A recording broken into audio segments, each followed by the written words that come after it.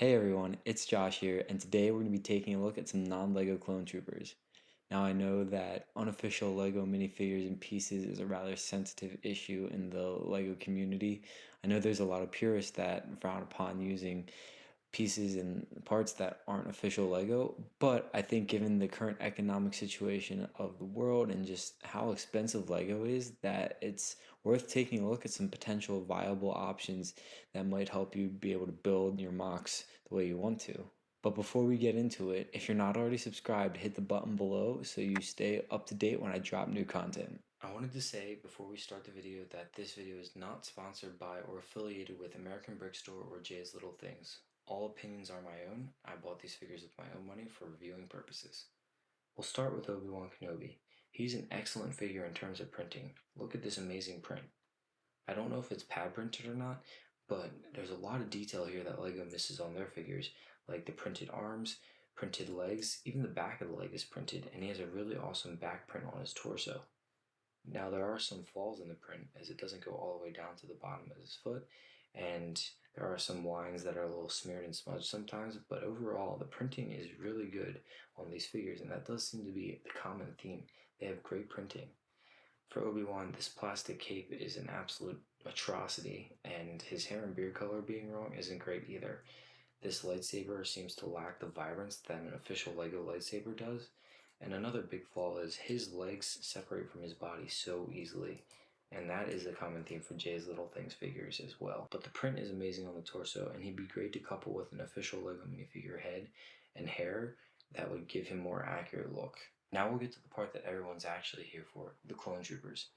This Captain Rex figure from American Brick Store is also very well printed, and like I said, that is the theme of these figures. They have great printing with some minor flaws like smudged lines or prints that don't go all the way to the bottom of the boot, but they also have great detail on the figures like these arm prints and the torso prints. And the back of the leg prints, that's what I really love. Like the back of the leg print is extra detail that you don't get in a LEGO minifigure. This head print is horrible, but you can easily fix that by swapping it out for an official LEGO minifigure head if you wanted to use this figure. The great thing about this figure is that we get the cloth waist cape that we've been clamoring for from LEGO, and the cloth pauldron as well. This is something that LEGO could so easily do and they just choose not to, which baffles me. But the cloth waist cape is amazing, and it even has a holster for these blasters, which I think is a really cool feature. The blasters are extremely out of size in proportion to what the blaster should be for minifigure scale, so I would recommend swapping them out for other blasters from either Clone Army Customs or Jonak Toys, wherever you want to buy them from, that are more proportionally scaled to a minifigure. I'll give this Captain Rex a B- rating just because the blasters are really bad, the mouth is extremely small printed, and this head print is ridiculously bad. But we do get a cloth waist cape and a cloth pauldron, even if the cloth pauldron doesn't fold. It's like the Fives pauldron in the official LEGO minifigures. Next, we'll move on to the plain Phase 2 Trooper from Jay's Little Things. Now, this figure, I like some things about it and I hate some things about it.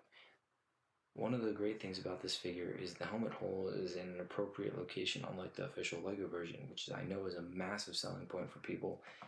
The printing is pretty good, even if it has this dark gray, and you could use this as some special legion or company of clone troopers that have a dark gray pattern, but it's not great if you want just plain white clone troopers.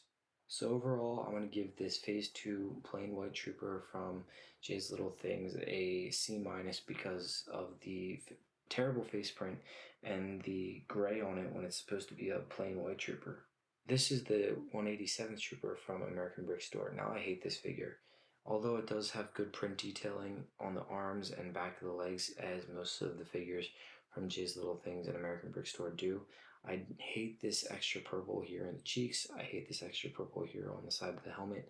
And you can see, especially on the purple figures for some reason, the 187th, that this bleed of the print is pretty evident, and it might be just the color because I can't really notice it as drastically on any of the other figures.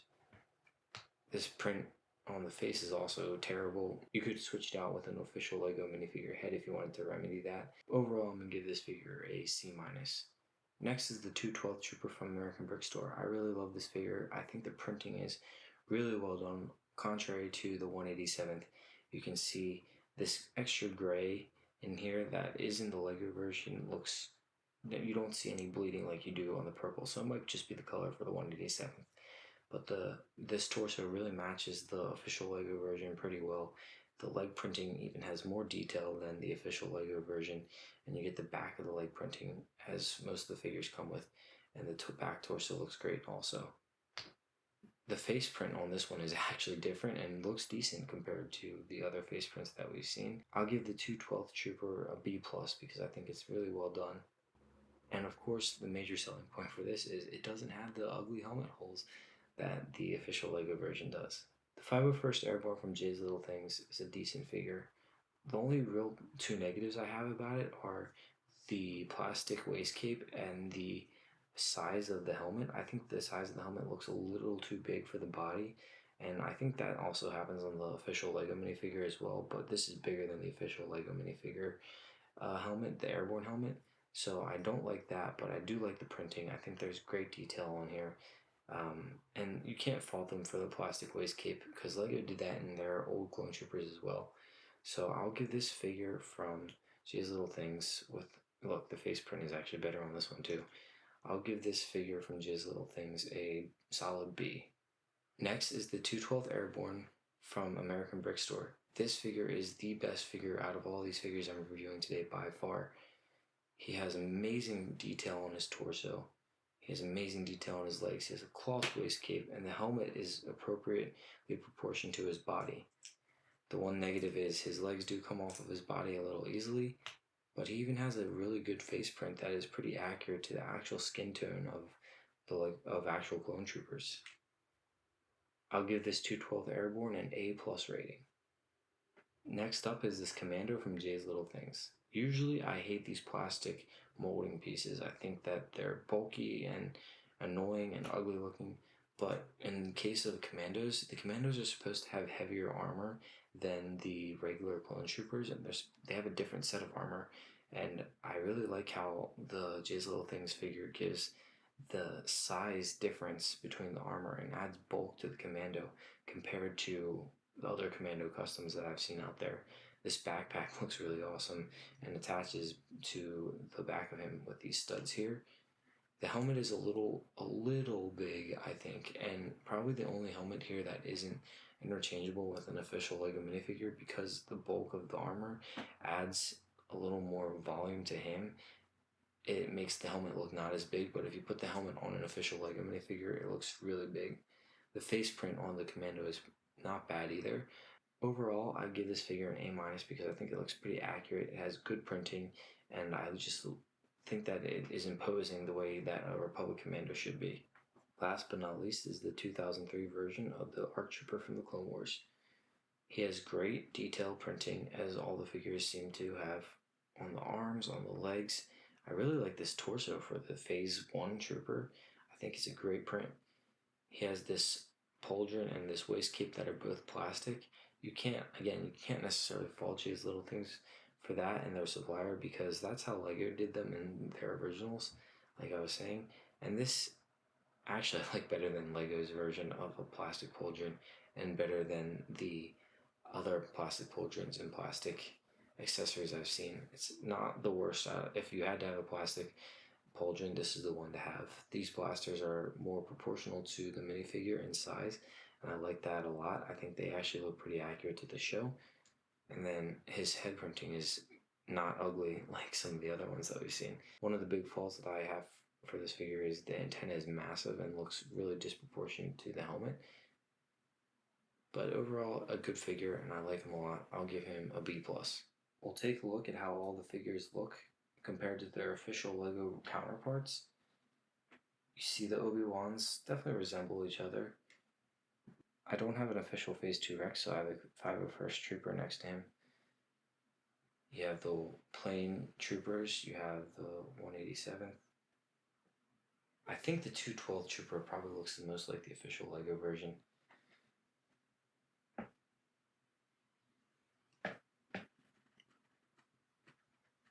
Now, the great thing about Jay's Little Things and American Brick Store Clone Troopers is that they all came with a rifle and a carbine and a helmet. So Clone Army custom figures run probably around average anywhere from $15 to $30 per figure. These figures were $2.50 per figure, and you're getting the figure itself, you're getting a helmet, you're getting the rifle, you're getting the carbine. You can interchange these pieces with official Lego pieces for the most part. So I can put this helmet and this blaster on an official Lego body and head, and I can create my own figures. If I wanted to do any custom pad printing or decaling on my own, you can do it on this helmet that you're getting for $2 a figure. So it's a better deal to buy Jay's Little Things or American Brick Store figures and then use those helmets and these blasters as your custom pieces, because you're going to be paying probably a little more at Clone Army Customs per figure per piece than you would from buying from Jay's Little Things or American Brick Store. Originally, when I first bought these figures for review, this Clone Trooper battle pack wasn't out yet. So I bought these Phase 1 Troopers from Jay's Little Things because I wanted to have Phase 2 Troopers to use in MOCs. So the Phase 2 Troopers that you get from LEGO, they have the Phase 1 body and they have these updated printed legs, which is nice. But if you have a bunch of Phase 1 Troopers and you want to turn them into Phase 2 Troopers, you buy the Jay's Little Things clone pack. I think I got 10 of them for like $20 maybe. So that's like about $2 per figure. So, and it also came with these rifles and these carbines. I can change a Phase 1 Trooper into a Phase 2 Trooper that looks almost identical to the official LEGO version, if not a little better. I think the Jay's Little Things and American Brick Store helmets have the more realistic rather than the cartoonish look, so you're going to get something that's more movie accurate behind Jay's Little Things and American Brick Store. So I can turn an official LEGO Phase 1 Trooper into a Phase 2 Trooper pretty easily, and he looks really good with the custom rifle and the custom helmet. And then you could pad print or decal or Sharpie, whatever you want to do, these figures and these helmets to get them to be whatever legion or battalion, etc. that you want it to be. So I think the best use case for Jay's Little Things is buying the Phase 2 Troopers helmets and blasters at $2 per figure. Then you can easily create more Phase 2 Troopers without spending $30 on the new battle pack. You can spend $20 on 10 helmets and 20 blasters and create a lot of troopers like that. Now, I think the American Brick Store figures are generally better quality in terms of if you wanted to insert them right into a MOC, you'd be much harder pressed to tell the difference between this and an official LEGO figure. And I think the detail on them is really great, and you can slot them right into your MOCs immediately. A lot of people nowadays can't afford to be spending $30 per minifigure on official LEGO minifigures, and I think that the American Brick Store and Jay's Little Things provide reasonable alternatives for official LEGO minifigures if you want to build a MOC that has one of those minifigures in it that gets pretty pricey. Yeah, I think that you can use the Jay's Little Things and American Brick Store figures as a substitute for those at a lower cost per figure. Now, I personally still do prefer official LEGO minifigures. They're definitely better quality. When you pull them off the base plate, they don't come apart. The arms and the hands and legs, they move in a more cohesive and smooth fashion.